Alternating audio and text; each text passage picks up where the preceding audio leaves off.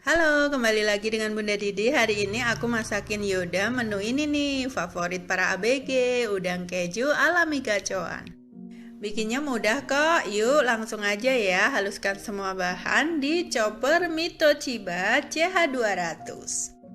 Chopper Mitochiba ini sangat cepat ngalusin daging, ayam, udang, dan lain-lain. Oh iya, tapi jangan terlalu halus ya biar teksturnya masih terasa. Lalu tambahkan maizena, kemudian bentuk lonjong isi dengan keju mozzarella. Nah, seperti ini untuk ukuran sesuai selera ya. Selanjutnya, celup ke kocokan telur lalu lumuri dengan tepung panko. Bisa panko orange atau yang putih sesuai selera.